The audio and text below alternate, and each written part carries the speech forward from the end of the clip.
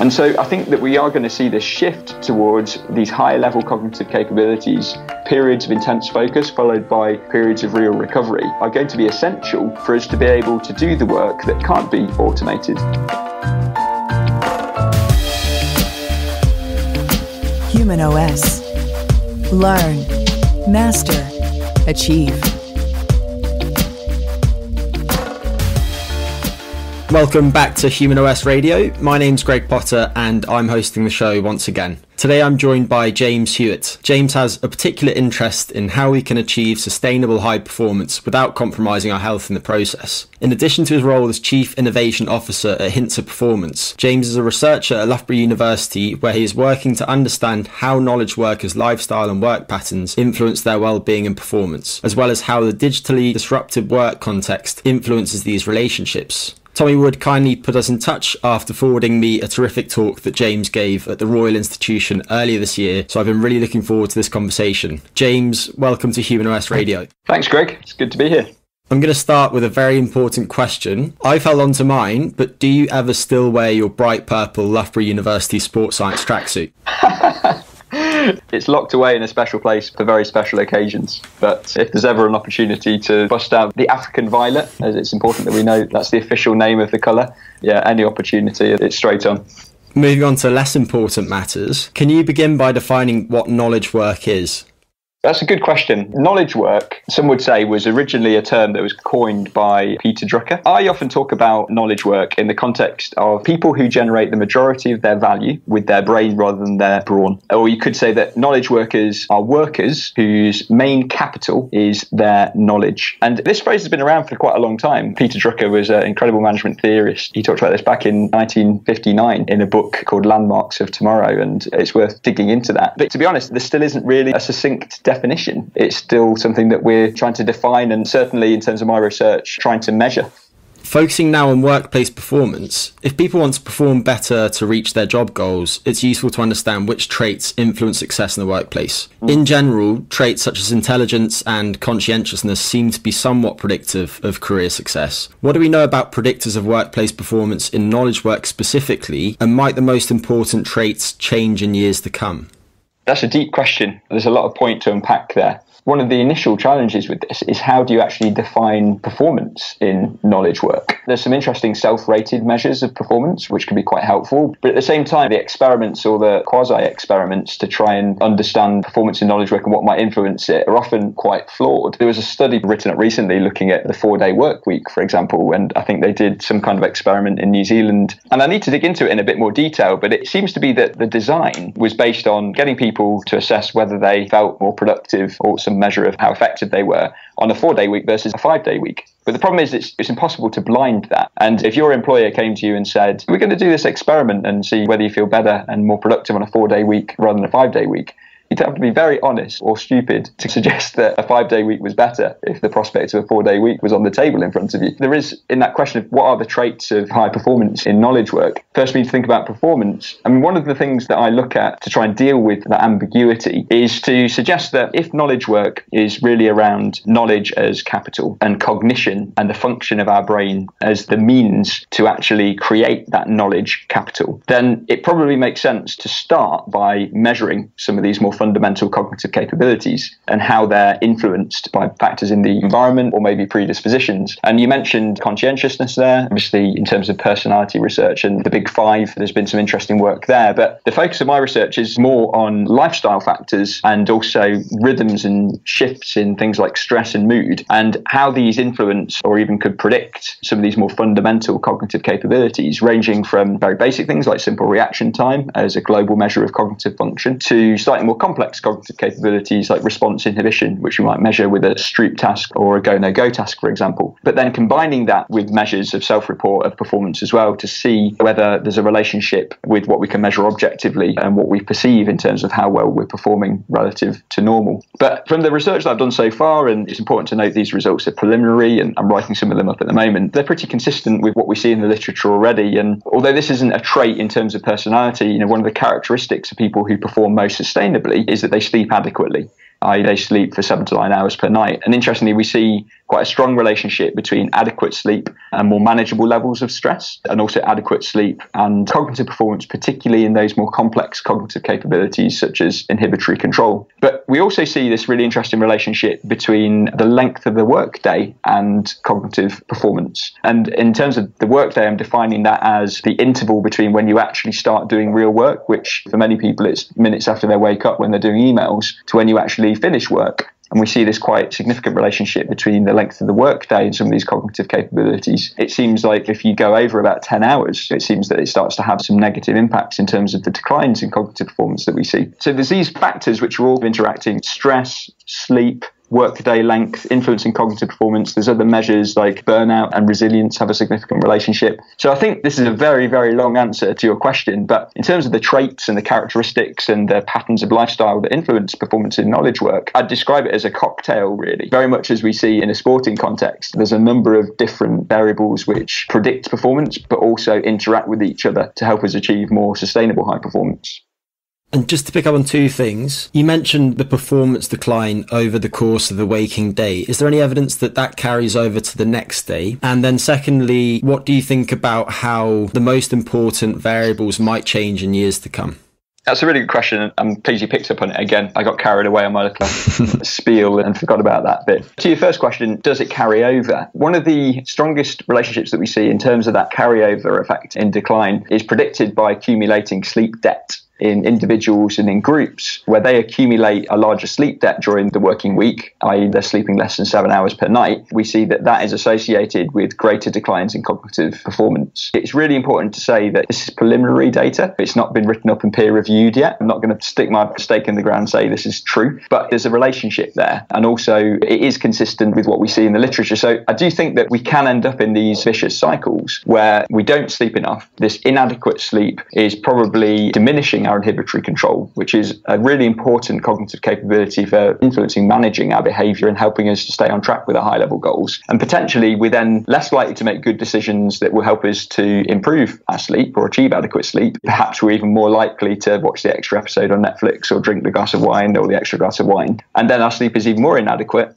And then this effect compounds because we see these further declines in cognitive performance, which lead to further bad decisions about well-being, and it gets worse and worse and worse. In relation to that, what kind of capabilities, what kind of skills, traits are going to become increasingly important in the future of work? Well, I think there are two parts to this. And one part is that I'm convinced that well-being will become a business value of strategic importance. And that has implications both at an individual and an organisational level. For example, this current way of living and working that we're seeing with inadequate sleep, with unmanageable stress, isn't sustainable. And we're seeing that in terms of the increase in prevalence of burnout. There's some interesting statistics about the billions of euros that work-related stress is estimated to cost the European economy. Work-related stress may be, according to some studies, responsible for a fifth of staff turnover. So in the future, we want to help people, and I think we're going to see the highest performing knowledge workers in environments, in organisations, but also with personal tools that help them to manage stress more adequately, that help them to develop patterns which they can achieve more adequate sleep, for example. But it's important to note that that needs to be addressed at both an individual and organisational level. Just giving people individual tools isn't sufficient. But then there's a higher level on this as well about what will be important in the future of work. And one of the reasons I think seeing these kind of lifestyle shifts and well-being shifts is going to be crucial isn't just because it's the right thing to do and we want people to feel better and perform better and to be happier at work. It also is about the skills and capabilities that we're actually going to need in the future of work. And so there's a lot of different opinions and perspectives and studies and some data that's more robust than others. But there's a good report published by McKinsey Global Institute a couple of years ago, which was looking at automation. And they suggest that in most human roles, 30% of the work could already be automated. But as a human performance scientist, that leaves me with the question, well, what will that other 70% be characterized by? And there's another report that was published by the World Economic Forum, which told people about what kind of skills and capabilities are going to be increasingly important in the future of work. They're quite clear, and I'm inclined to agree that the human capabilities which are going to differentiate us and be increasingly important are things like creativity, complex problem solving, collaboration. But these capabilities are the output of a brain which is rested, which is focused, which is in an environment that is engineered towards being able to concentrate but also recover effectively. And so I think that we are going to see this shift towards these higher level cognitive capabilities periods of intense focus followed by periods of real recovery are going to be essential for us to be able to do the work that can't be automated. But that requires a conversation about what are humans really good at and what are machines good at, and how can we actually create systems where these two can work together more effectively. You spoke about sleep, and one of the things that I've written about briefly previously is using a type of libertarian paternalistic approach to try and nudge people into better decisions. And I know that Richard Thaler and Cass Sunstein have written extensively about this, and interestingly there was a report by the Rand Corporation published recently, and it suggested that if school start times were delayed in the US, I think in 47 states, the savings per year for the next 20 years would be $9.3 billion on average. So that, I think, really reinforces that important point. Absolutely. And was it called the cost of inadequate sleep or something like that? I think I might have read the same paper. It is a really important point, and that point about circadian rhythm as well. I know you're much more of an expert in this than me, but one of the things that I think is going to be increasingly important in the future of work is that we give more people the possibility to work in line with their rhythm, and particularly their circadian rhythm. But I think that one of the challenges with this is that many of us have got no idea what our inherent rhythm is, because it's so chronically disrupted. This idea of who's a morning type, who's an evening type, and who's somewhere in between. I think a lot of us really have got no idea. A lot of it's being driven by our environment. But I think the evidence seems quite clear in particularly young people and teenagers, as you just alluded to, and that the Rand study highlighted. We are forcing these young people to operate in a way which is contrary to the way that their brain and their body should be operating for optimal well-being and performance, with the costs that are associated with that, both personally and also at a national level. Yeah, and we will definitely circle back to many things that you just mentioned there. I'm particularly keen to get your thoughts on what our listeners can do to perform better at work. I know you're a competitive cyclist, and that planning training cycles has shaped your approach to helping knowledge workers. Which concepts from the periodisation of sports training have you drawn on when helping people optimise their knowledge work? First, a little clarification. I used to be a competitive cyclist a long time ago. It's a rapidly fading memory. So I raced full-time for a few years. About 15 years ago, I moved to France to pursue my dream of becoming a professional cyclist, which is what you did back then if you were in the UK and you wanted to try and make it. I was fortunate enough to get on a good elite under-23 team, was able to ride full-time. That was linked with a pro team, but never really quite made it. But during that time, that's where my interest and my passion for measuring and improving human performance first began to really grow and accelerate. When that didn't work out, I returned to the UK. I ended up studying sports science and then eventually set up my own coaching business. And most of the people that I coached were amateur cyclists. So they had very demanding jobs in London, near to where I was based. And then outside of that work, they also pursued very demanding cycling events. And during that time, three important things happened. And the first was that I became fascinated with the work day that these people were participating in. That was their day job, because I saw that actually something was going on in the work day that was having a very significant and measurable effect on their physical performance. And I started to try and dig into that. And one of the ways that I did that was to try and apply tools and frameworks from sports science to try and understand that knowledge work. Most of my clients were knowledge workers. The work that these knowledge workers were engaged in. And one of the ways that I started to look at it was just by asking them how hard they felt their work day was.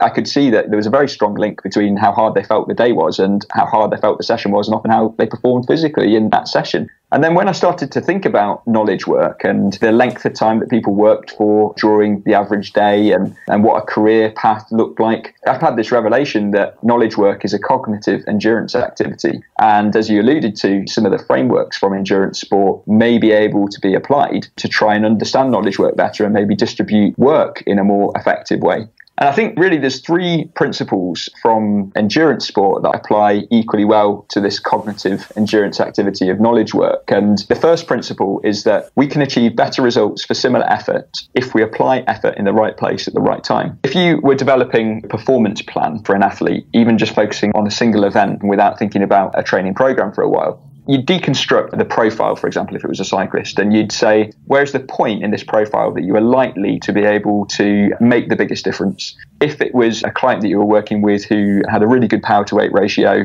but they were quite light, and so their absolute power was relatively low, you'd naturally be looking at that course and you'd say, well, you're likely to be at your best where those climbs get steep, where the people who have got high absolute power but are a little bit heavier are probably going to struggle a bit. And you'd create a plan for their physical endurance based upon them being the best at that critical point in the race or the event. And I think there's a principle there in knowledge work where often cognitively we give our best hours to the most ineffective work. And if you go back to that rhythm idea, according to some research, about 20% of the population experience their day as a peak, a valley and a rebound. About another 20% seem to experience it in reverse as this rebound, valley and a peak. But regardless of where you are, often what we find is that those peak hours end up getting spent doing busy work. They end up getting spent doing emails and switching tasks rather than the work where they'd really make a difference and they could be at their best. So I think the first principle that I look at from endurance sport for improving knowledge work performance is this idea of pacing, you could call it, trying to achieve a better result with similar effort just by simply applying that effort in the right place at the right time.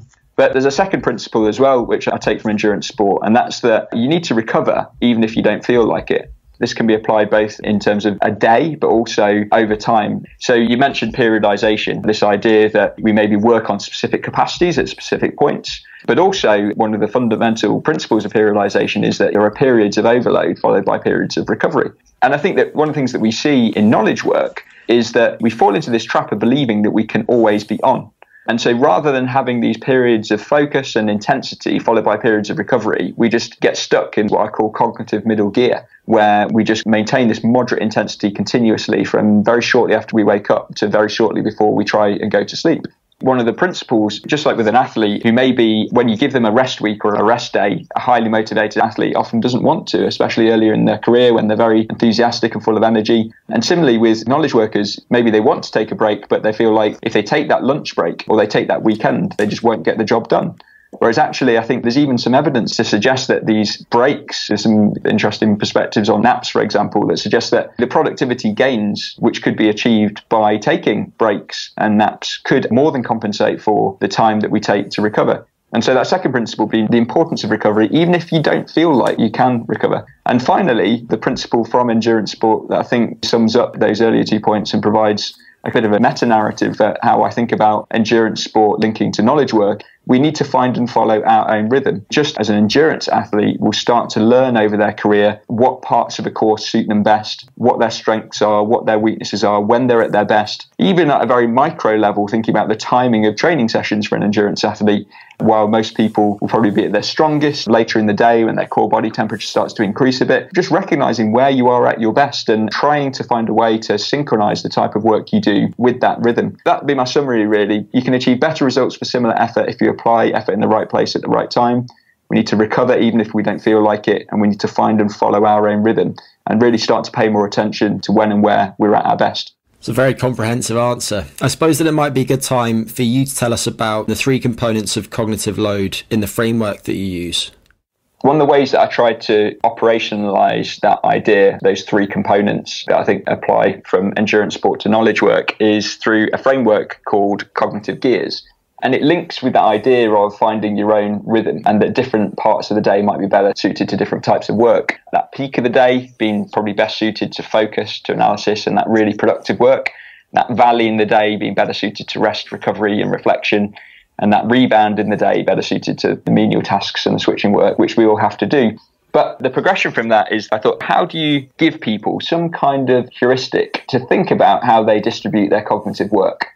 And the first step in that was I started to think about what is cognitive load. You can measure cognitive load in a number of ways, and probably one of the best ways is to stick an electroencephalogram on someone's head and do some EEG and pick up on the electrical activity of the brain, and you can actually infer cognitive load from that. But most of us aren't going to wear an EEG headset all the time. And so I came up with this heuristic, which is based upon a model called the cognitive task load model, which has been used quite a lot in the literature. And it's often used by observers who are trying to classify the cognitive load associated with a task, often in human factors research, where, for example, they might be looking at someone operating some kind of new system in an aerospace context, and they want to make sure people don't get overloaded and lock up and make bad decisions or not make decisions at all. And so basically, this cognitive task load model suggests that cognitive load is the aggregation from the interaction between 3 components. And those 3 components are time pressure, switching, and the complexity of the task.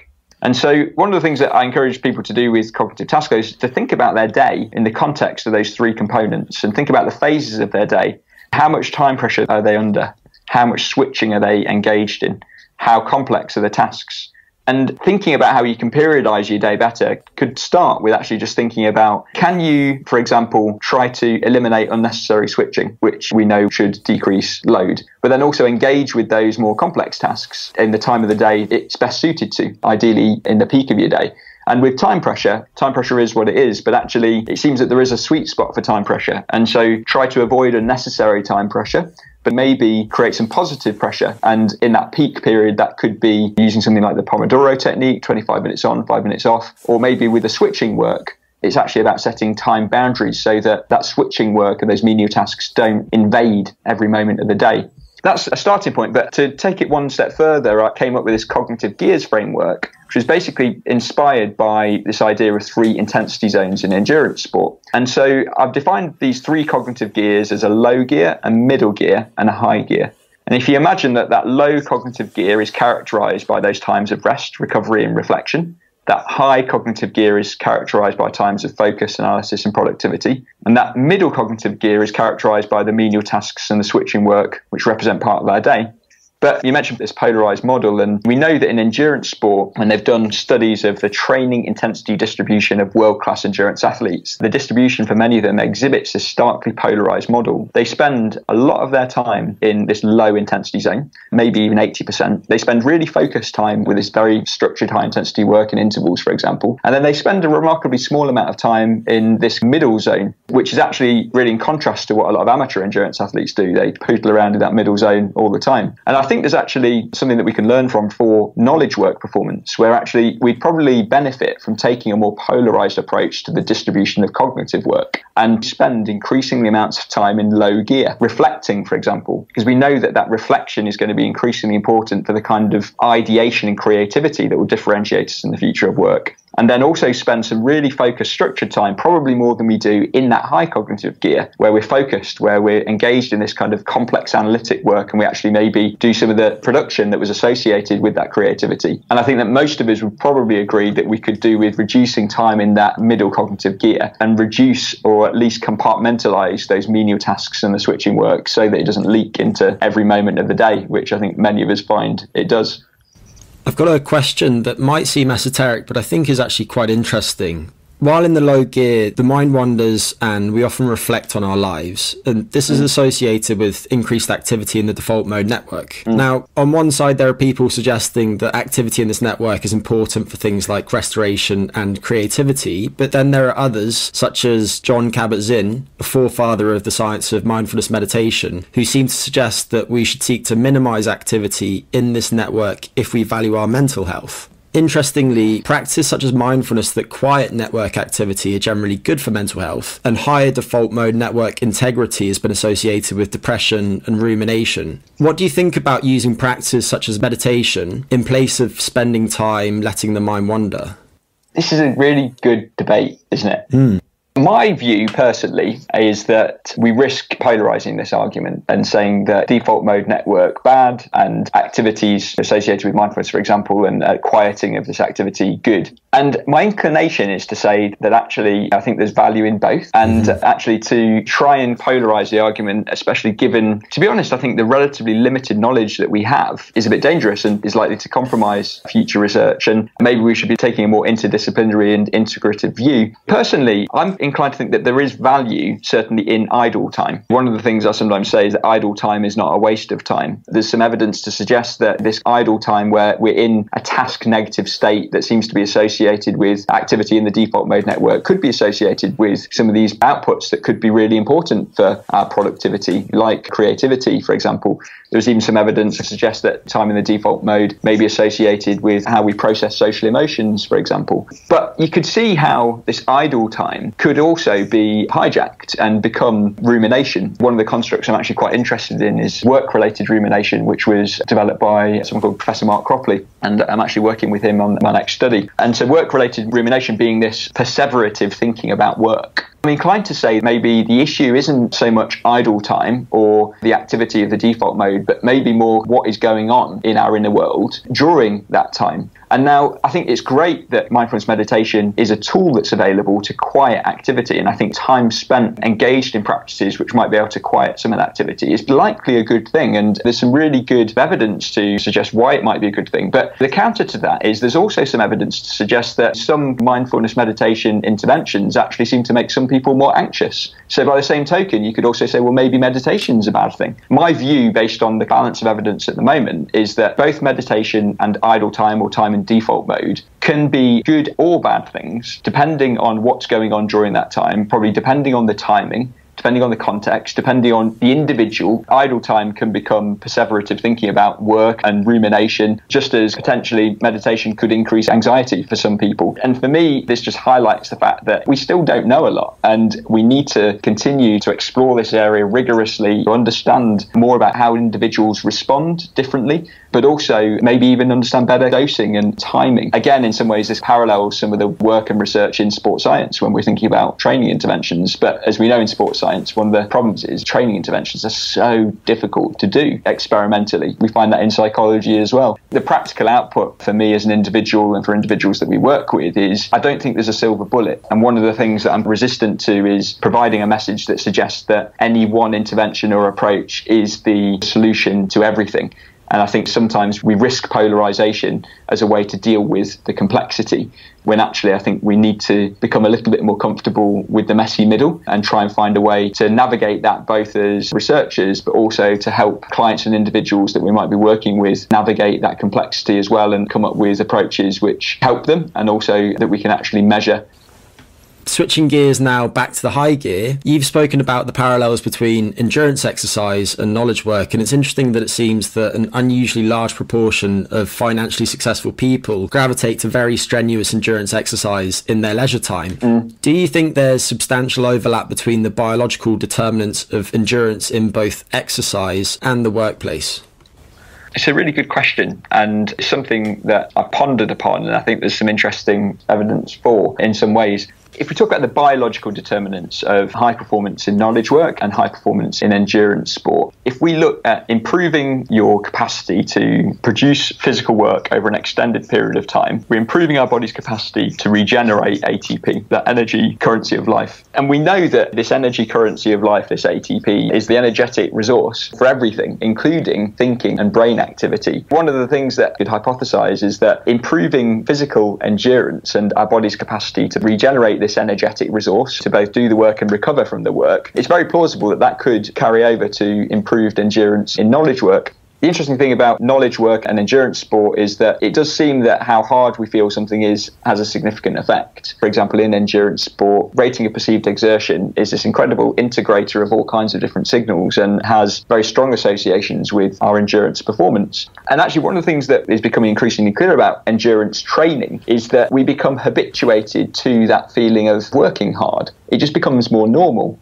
And so I think that there's potentially a crossover there. In terms of what's going on at a neurological level or a psychological level, likely an integration of the two. If you think about endurance sport, you rely on response inhibition because there's a primal part of your brain when you're out on a bike or you're doing a swim or you're doing a run, which knows that this is a pretty useless activity. You don't need to ride your bike for 100 miles. You're not doing it for your health, and you're not doing it to go and find resources or escape from something. And so you have to manage this urge to stop with this high-level goal of keep going. And I think that there's actually a plausible hypothesis there that we can increase our capacity to inhibit, to resist these preponent responses, to stop when something feels hard, and actually keep going towards a high-level goal. Potentially that transfers to the same kind of effortful work that's required in knowledge work, where sometimes we have to resist the urge to stop or to be distracted or to check our phone or to do whatever, and to keep going towards that goal. Now, in terms of the link between cognitive performance, physical fitness and exercise, there's been a lot published on this, and I think that the strongest evidence is still in the capacity for this to have an effect in terms of the aging brain. if we're physically fitter, if we improve physical fitness, it's likely that that can reduce or mitigate against some of the age-related declines in self-regulation, in executive control across our lifespan. There's some evidence to suggest that acute bouts of physical activity may be able to improve certain types of cognition. But there seems to be this underlying reciprocal relationship between physical activity and executive control. Executive control being a fundamental building block for high performance in knowledge work. So this fitness cognition link, I think it's clear that it's there. There's also potentially these fitness enhancing effects on the brain in terms of brain-derived neurotrophic factor. But again, quite a lot of the evidence of this is in ageing populations. And I think we need to be a bit careful about suggesting whether it's going to help a 35-year-old investment banker. But my view is that there's a plausible relationship there. It also helps that if you are in a high-performance knowledge work occupation and you're being compensated well, you can afford the equipment in these sports. So we've got to be aware of that as a confounder. But I don't think there's really any downsides of trying to improve our physical fitness, likely for cognitive performance, but certainly just in terms of our longevity, health and well-being. It's as if you were reading my mind during the early part of your answer, James. It's a good sign, I hope. The reason being, I was thinking about work by the likes of Samuel Marcora, who's shown that mental fatigue during endurance exercise increases perceived exertion and impairs endurance performance, suggesting that our capacities for mental work and endurance exercise draw on some of the same reserves. Have you thought much about combining exercise and cognitive load simultaneously?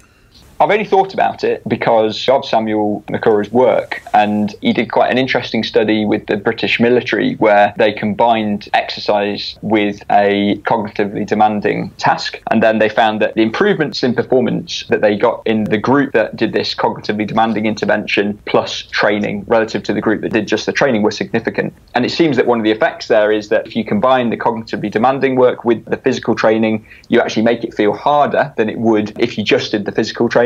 And so when you remove that extra load and you actually then test performance as an outcome, the group that got used to this kind of doubly hard experience of training performed better. And sometimes I've said to some clients, listen to a complex podcast while you're doing your long turbo session, and then maybe that's going to help you. That's just so messy and n equals 1, but might as well try it. And there's probably a placebo effect there, time efficient as well. So I think definitely there's potential to combine these interventions for maybe improving physical performance. And I think Samuel Macora's work is an indication that that could be a fruitful pathway to explore. And it wouldn't surprise me. It could be so simple, especially in cycling where you're sitting on the turbo trainer, to operationalize. I think the problem is that the cognitively demanding tasks that you do are a bit tedious. But on the other side of this, can that combination improve cognitive performance? And it's an interesting one, isn't it? Because Leckie found that brain-derived neurotrophic factor mediated the effect when they did a walking intervention on task switching performance in an elderly population. We see certain patterns of electrophysiological activity,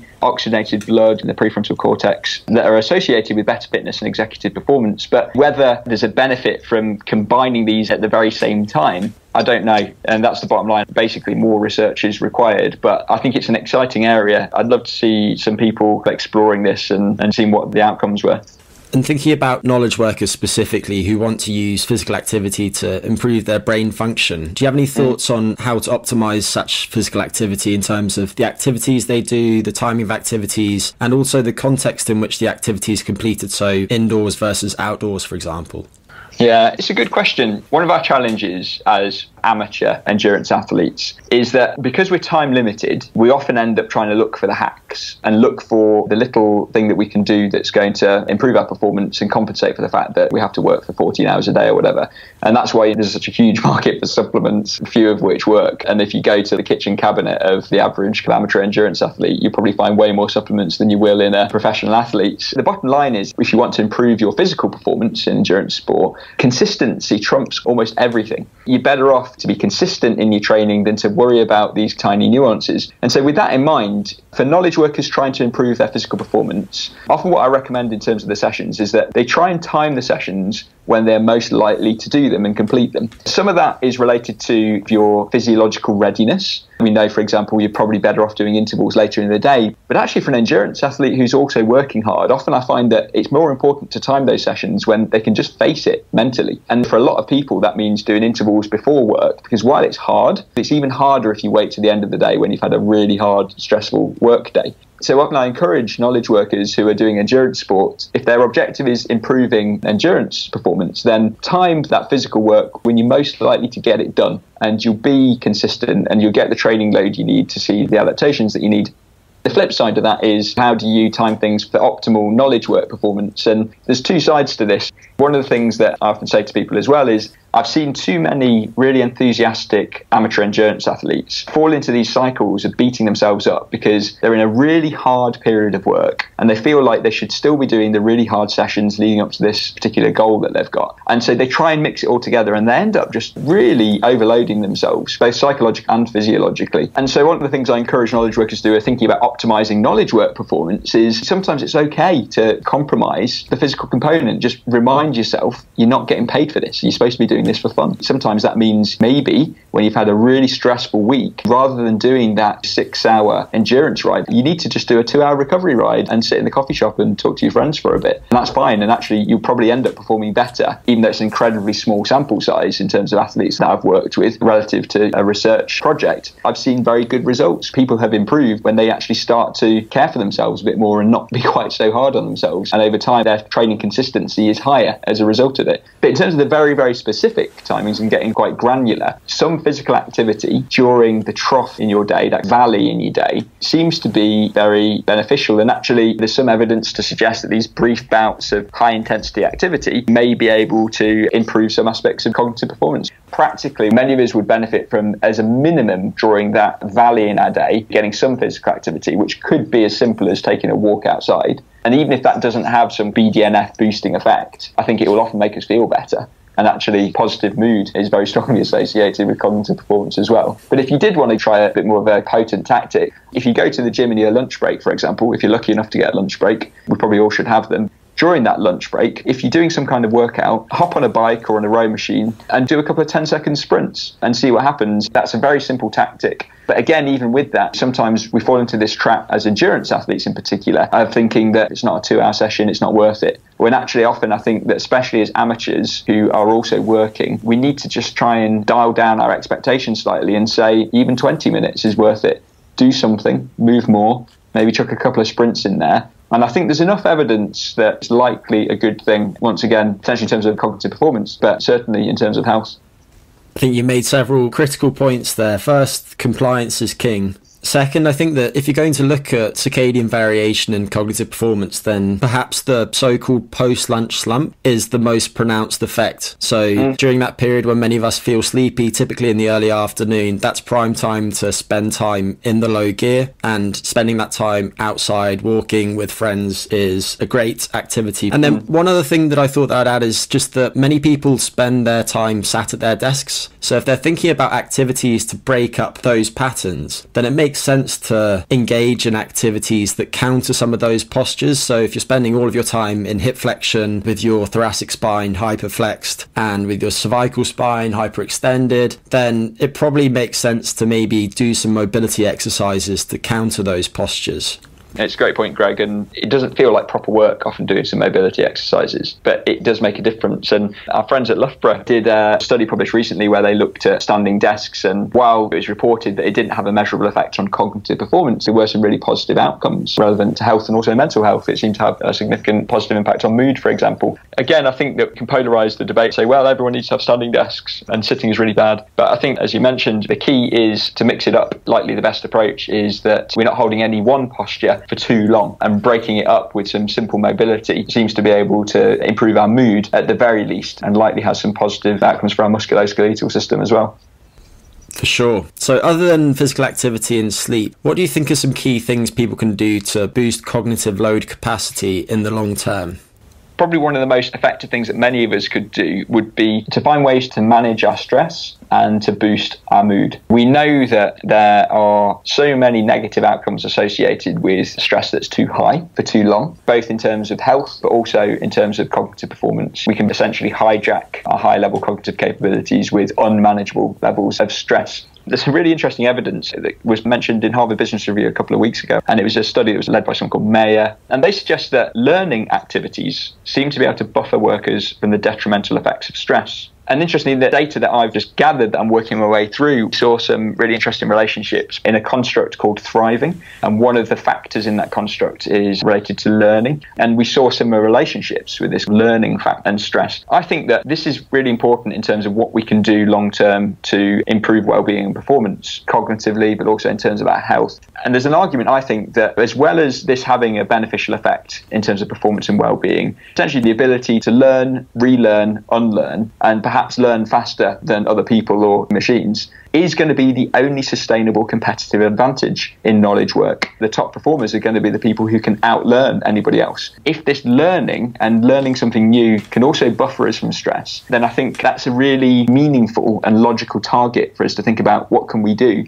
The operationalization of this idea is really that we need to be committing to have dedicated time regularly, if not every day, then at least a few times a week, where we're actually learning something new. And I'm very fortunate in my role that so much of my role is orientated around learning. And certainly my experience is that when I'm learning something new, it's one of the most rewarding parts of my day. Even if it's cognitively demanding, it fills me up and increases my capacity for the rest of the day. And so one of the things I'd encourage people to do is to invest more time in learning. The other side of this is we see these very strong relationships between mood and cognitive performance and the capacity that we have. Mood also seems to be linked with resilience, and resilience was a construct that I measured in this recent research. And unsurprisingly, we see resilience being associated with stress and mood as well. And so, as well as thinking about these basic behaviors, adequate sleep, for example, we need to be thinking about what are we doing that is actually putting some energy back into the system. Resilience, if we define it as that capacity to bounce back from stress or trauma, a lot's been written in terms of positive psychology, but one of the things that I do think we should be investing in long term to increase our capacity and to improve our performance and our well-being is actively trying to build our resilience. And part of that is about a positive emotion and good relationships. And I think that I'm very pro-technology, our smartphones and these other devices and technology more broadly. There's been some incredibly beneficial effects in terms of both work and life. But it does seem like we are seeing this increasing prevalence of things like depression and depression-related illnesses. And a lot of us aren't feeling very positive. Our mood isn't great.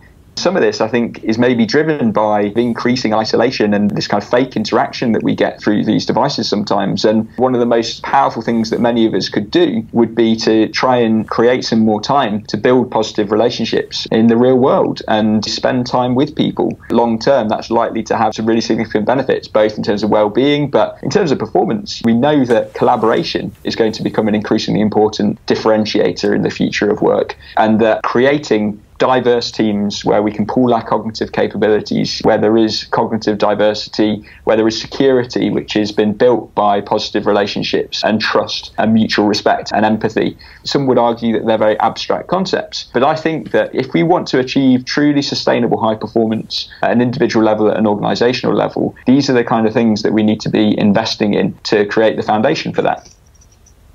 I really enjoyed your answer there, James. And something that I've become more interested in recently is learning how to learn faster. I actually took the Coursera course on learning how to learn. And one of the things that I came across was the Pomodoro technique, which you mentioned earlier. Related to that, do you have any tips on how to overcome procrastination? Well, I'll just throw a complete wild card in the mix. What if procrastination isn't a bad thing?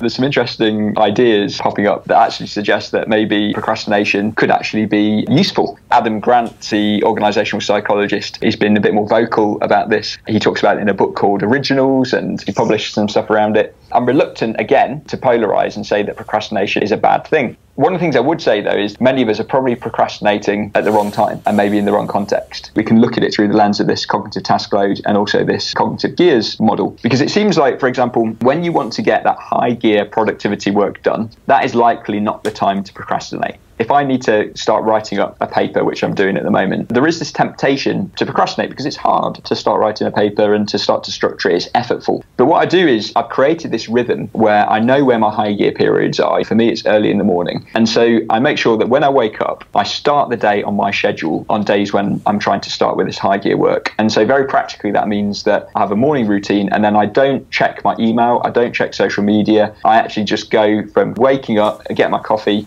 and then I start work during that peak period. So I think that a key to avoiding procrastination at the wrong time is to try and synchronize that high gear work, which requires you not to procrastinate, with the peak period in your day. Because I think during that time as well, you're most likely to be able to resist the urge to procrastinate. The key is to resist procrastination. It has to become a habit. You've got to create these automatic patterns, because the evidence is pretty strong in terms of behaviour change that whenever we rely on self-control too much, we generally fail. And generally what we're relying on to resist procrastination is self-control. And so it's really about trying to create these habits and routines for that high gear work, which is probably one of the most powerful things we can do to resist procrastination. The flip side of this is that it does seem that sometimes some procrastination might be useful in terms of ideation, and maybe by procrastinating, the ideas that emerge or processed during that procrastination time at a subconscious level might help us to actually achieve a better outcome in the end, as opposed to if we just leapt straight into it, which is one of Professor Adam Grant's suggestions, which is investigated. But with that in mind, one of the things I'd say to people is during that rebound in your day, we're actually more likely to procrastinate anyway. Actually, our inhibitory control is slightly reduced anyway. That kind of reduced inhibition, which we exhibit during that rebound period, might make us more open to insights. So I think give yourself permission to procrastinate, but maybe try and synchronize the procrastination with the rebound in your day, if that's possible. One of the most unhelpful times to procrastinate, probably after and perhaps even equal to procrastinating when you should be in the high gear time, is that instead of just getting serious about recovery, we procrastinate and often mess around on social media. The lunch break or the brief break, which might be a 15-minute coffee break, where you could have got a coffee and maybe rested. You could have meditated if you're that kind of personality and it works for you. You could have enjoyed some default mode time if that doesn't make you ruminate, or you could have had a great conversation with somebody for 10 minutes. Instead of having that time, we procrastinate about having the conversation or doing the thing, and instead we fill it with this kind of pseudo work, which is checking email again, refreshing, scrolling, repeating in search of the surprise and the dopamine hit. And it essentially sticks us in that middle gear and we don't really rest properly. So much of sustainable high performance for knowledge work and looking at how we can improve well-being and performance is really about thinking about timing and the distribution of intensity, very much like we'd approach it with an endurance athlete. James, you're making me feel better about procrastinating. Good. Yeah, I think when I read it, I felt the same way. And we've got to be careful of that confirmation bias. But I think that there's something there. Once again, let's not fall into the trap of taking extreme positions about what's good or bad, certainly until we've got a bit more information. And just to add something, I know I've been susceptible to structured procrastination previously, during which I just tick easy tasks off the to-do list first. And while I was writing my PhD thesis, I would just hit blocks occasionally and I would go for a walk. Eventually, I'd sit back down at my desk and be able to write again. And actually, I think in retrospect, that was really important to me. Anyway, returning to something that you mentioned earlier, digital devices, one idea that's come up in recent years, probably since Daniel Kahneman won the Nobel Prize, is that of ego depletion, the idea that we have a finite willpower capacity. I know there's contention over whether ego depletion really exists, but since you're so interested in the effects of digital devices on productivity, do you have any tips to help people modify their use of these devices to reduce the number of decisions they have to make each day?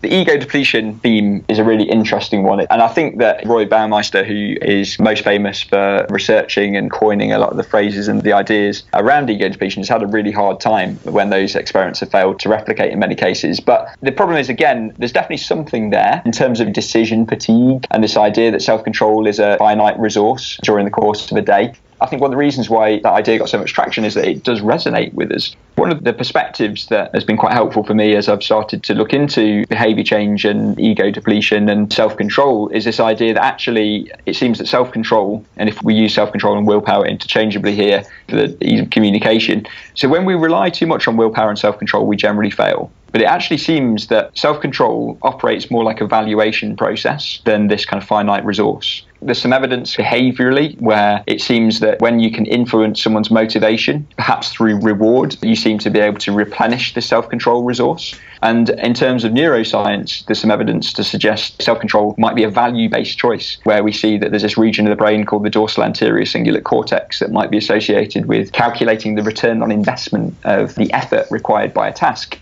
And so in terms of how this relates to our use of devices and smartphones, one of the challenges is that a lot of the experiences that we have with a smartphone are taking advantage of our dopaminergic system, and they're creating very powerful cycles of reward. It feels very rewarding, and the reason why we refresh, we scroll, we repeat when we're refreshing email or a social media feed is that we're looking for the surprise. We're looking for the thing that's new, that will give us that dopamine hit. But actually, even the anticipation of the novelty of a new email message appearing, of the new items, the new Twitter feed, the new posts that appear, or new Slack messages, even if you go into Slack, even if there's nothing new there, just the anticipation means that your brain will secrete dopamine.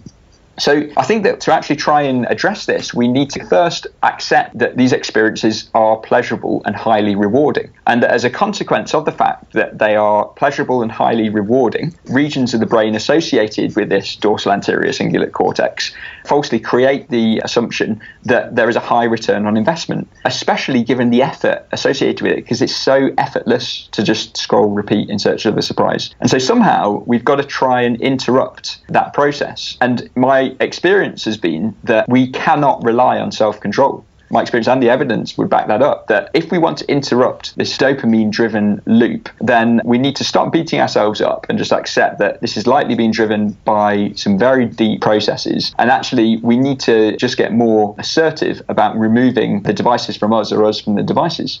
In practice, that can mean switching off devices. It can mean putting them away in a drawer. When you walk to the coffee machine, intentionally leave your phone in a drawer in your desk, or put it in a backpack or a bag that you're carrying rather than in your pocket, so that when you walk to your next meeting or whatever, you're not looking at your phone. Some evidence would suggest that we check in on our communication tools once every 6 minutes. And I think that's about right. And I see myself sometimes. I travel a lot with my role. A lot of my role involves walking around between meetings, between places. And I'm walking along. I'll try and walk places rather than get the tube. If I'm in London, for example, I actually live just about half an hour from Geneva, but I go to London quite a lot.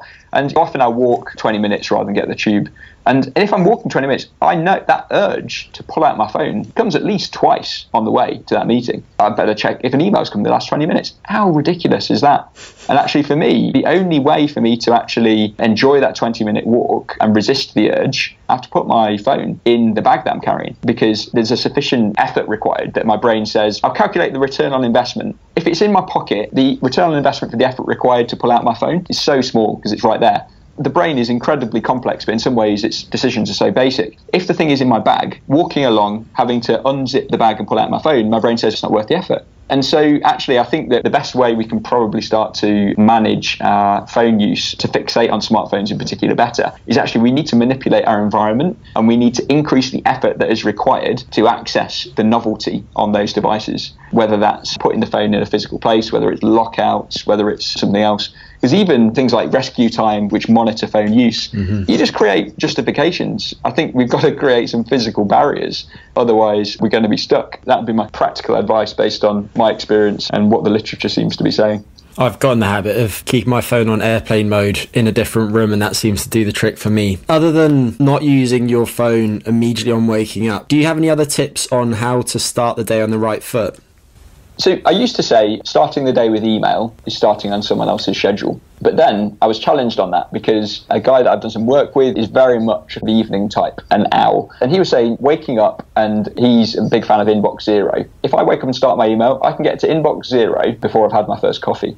He just feels that that is a great way to start his day, because then he feels that his mind is free to actually get on with the interactions, the meetings, the meaningful work that he wants to do. So again, I'm a bit resistant now to actually saying to everyone, don't start the day with email, because it does seem to work with some people. But I do think, again, we need to start approaching life and work a bit more experimentally, both organisationally and individually. And by that, I mean commit for a period of time, maybe 2 weeks, to be more intentional about monitoring your rhythms of work and rest when you feel at your best.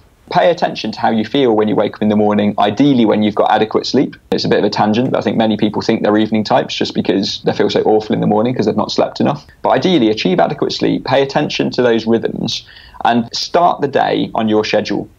And so that would probably be my best piece of advice. Pay attention to when you are at your best, and try and start that first 20 minutes of the day on your schedule, filling it with the activities which are going to set you up best for your day. There's some incredibly powerful messages that are coming out that suggest that everybody needs to start their day with at least 20 minutes of meditation, ideally done before 5:30 a.m. You need to be in the gym doing heavy weights, immediately followed by a ketogenic kale shake. And if you're not, are you really serious about your performance? I won't give this podcast an explicit label by saying what I think of that perspective, but undoubtedly it works for some people. And so if you are the person who does 20 minutes of meditation before 5:30 and is straight in the gym, followed by your ketogenic kale shake, then fantastic for you. And I know people who do this and it works exceptionally well for them. So I'm not criticising that approach in and of itself. What I am criticising is this idea that this is the recipe for success, because it's not for everybody. And if one thing that has become clear out of some of the research that I've read and some of the research that I'm doing is that there is a high degree of individual difference. There are some underlying principles. I think sometimes we can overstate the difference between human beings, but actually we need to start to deconstruct when we're at our best, pay better attention to it and create patterns that really suit the kind of lifestyle and work patterns which are going to underpin our sustainable high performance, rather than just being driven by the latest trends and the blog posts about my daily schedule on Business Insider. It's unlikely that those people are actually following that anyway. James, you forgot microdosing LSD. Yeah, I mean, there was this great article in the Financial Times a few months ago, and I've quoted it in some of my presentations. It was fantastic because they interviewed this guy called Paul, probably not his real name, who's a startup founder from New York. And in this article, he was talking about how he and his team felt more creative and focused and even less stressed since they started microdosing with LSD. But the Financial Times, being really deadpan, continued to interview Paul, and Paul revealed that he actually couldn't be sure about the cause and the effect between microdosing and these positive outcomes, because at the same time as they started microdosing, they also started using the project management system Asana, and maybe Asana was responsible for these positive outcomes. If we can't tell the difference between a software as a service and a psychedelic substance, we're not addressing the root cause of the problem. And I think that story really sums up where we're at often at the moment. We're looking for the hacks and the quick fixes where consistency, compliance to the basic, boring behaviours is probably actually going to be the key to sustainable high performance in the long run. Just as an aside, I had the great privilege of speaking to Robin Carhart-Harris last week, and I asked him about microdosing LSD, and he just said that we really don't know much about it at the moment. It's interesting. Sometimes they use a very low dose for a control group, and right now there's not really much evidence showing that it does anything, but partly that's because it just hasn't been studied as yet. Yeah, let's wait and see. More research required. Thinking about the other side of things, what strategies can people use before bed to set them up for the next day's work? You're probably better equipped to answer this than me, sleep being one of your specialist areas. But I think that the evidence is quite clear that melatonin and its concentration in our body is very strongly associated with circadian rhythm. And that actually we can screw up our circadian rhythm and processes associated with melatonin secretion by exposing ourselves to bright light. It's probably not going to come as a surprise to anybody listening to this that one of the best things that we can do to improve the quality and the duration of our sleep, but also avoid disrupting our circadian rhythm more than it's already disrupted, is to try and have as big a time window as possible before going to sleep where we're not looking at electronic screens which are emitting that blue light that's just tricking our brain into thinking that the sun is coming up. Some people say, well, we can use blue light blocking glasses. I'd be interested to hear whether you've read anything, but I've not seen an awful lot of academic evidence where they've actually explored that as an intervention. I think let's try and create a buffer before we go to sleep when we're not using our devices. But even just in terms of our mindset, it seems like one of the things that really helps people to get to sleep is having some kind of ritual. And I travel a lot in my job. Last year I did over 150 flight segments, and this year I've already done something like 70 something flights this year. And so I spend between 2 and 4 nights a week in a hotel, if not more. And so it's very difficult to establish a routine, but I do have a routine even then. And for me, one of the most helpful things is when I get to the hotel room, if I've got off a flight, I try to limit my light exposure, not just from devices, but just generally on the way. And when I get to the hotel room, I'll try and avoid that situation where every light in the room comes on when you walk in. And then for me, my routine involves reading some fiction before I go to sleep, because that takes me away from thinking about work and transports me to a different imaginary realm. And then another practical one that I found quite helpful for me, and I think there's some evidence to back it up as well, is thinking about temperature and the temperature of the room, which in hotels is often difficult to manage but easier to set up at home. Unfortunately, two of the big ones, which I know are really effective but sometimes not so happy about, is avoiding caffeine for as long as possible before sleep, and similarly avoiding alcohol for as long as possible before sleep, because caffeine has a long half-life, about 5 hours. So you have a few coffees, even if you stop at 11 a.m, there's still some caffeine circulating in your bloodstream. I'm not saying don't drink coffee anymore, but try and create as big a buffer as possible, stopping caffeine intake before you go to sleep. If you think you're immune to it, it's very likely you're just deceiving yourself. You've just got used to that effect. And then also with alcohol, we know that alcohol disrupts sleep architecture, and obviously there's a dose-dependent relationship there. So the gold standard, if you're trying to get an amazing night of sleep, would be to avoid alcohol completely. But certainly, if you're drinking before sleep, just accept that there's a cost associated with that. And so practically, I would say, if you're going to drink in the evening, make sure you drink something good, because it better be worth it, because your sleep is going to be affected. I agree with all of that, and I know you're short on time, so rather than me elaborating on some of my thoughts, I'll email you shortly after this, James, and I'll just direct listeners to the humanOS blog, because I think that I've written about all of those things previously. So a couple of questions to finish. You're an excellent public speaker. Do you have a pre-talk routine, and do you have any tips for people who are petrified of public speaking?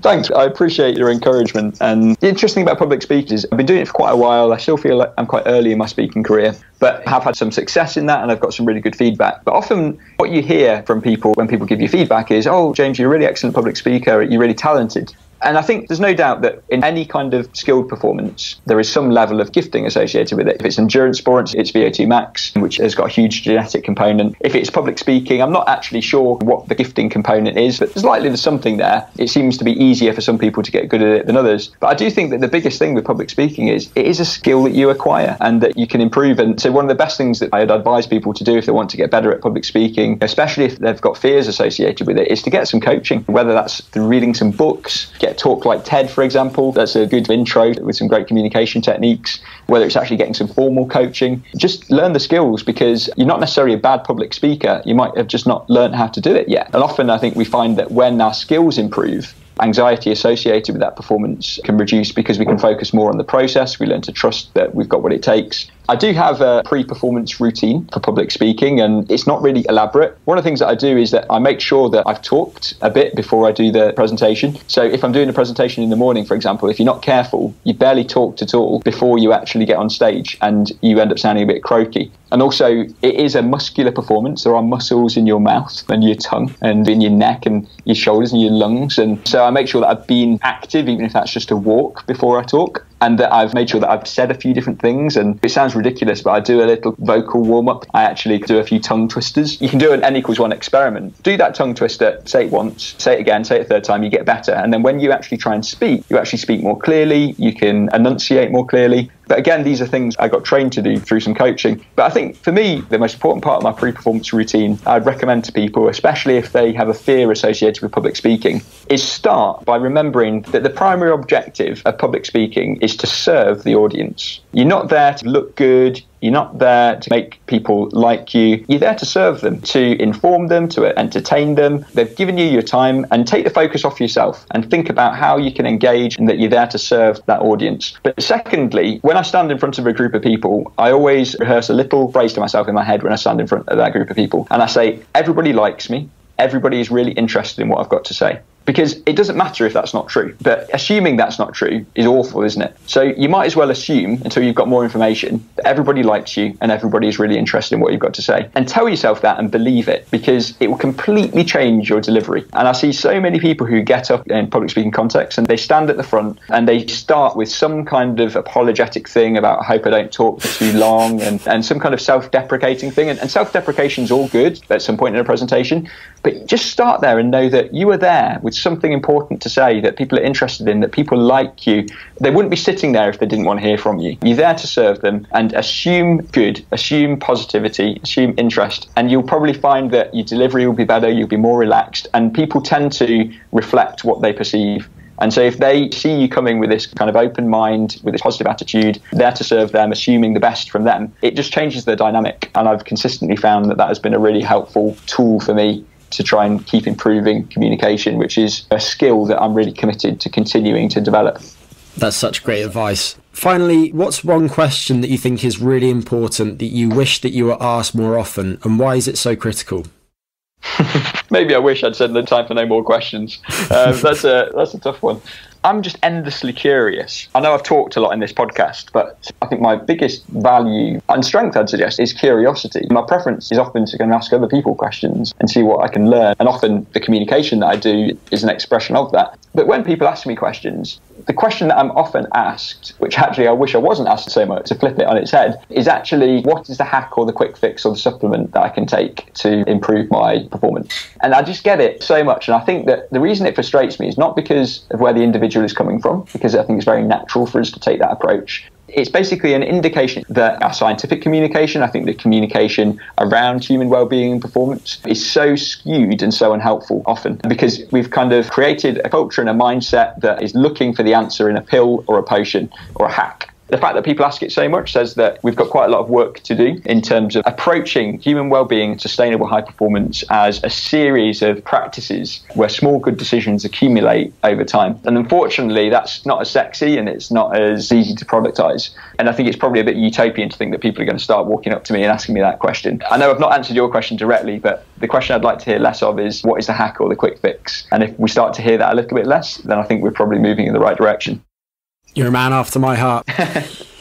James, where can people find more of your work online? A good place to start would be the company that I work with. So I work with a company called Hintsa Performance that tries to help to improve wellbeing performance at an individual and organisational level. And there's a website, hintsa.com. That's hintsa.com. I've also got my own website where you can read some more of my thoughts and blogs, and there's some downloads that some people might find helpful. And that website is jameshewitt.net. And so you spell that, James HEWITT.net, and then you can also find contact details and more information about speaking. I regularly speak at events, and so I'm always open to those possibilities. And then Twitter is a good place to connect as well, James P. Hewitt on Twitter, and I'd love to hear some of your listeners' thoughts and reflections and questions and challenges. Please feel free to connect with me on Twitter. I'd be more than happy to continue this conversation. You've been very generous with your time, James. Thanks so much, and keep up the great work. Thanks, Greg. It's been a pleasure speaking with you. Thanks for listening, and come visit us soon at humanOS.me.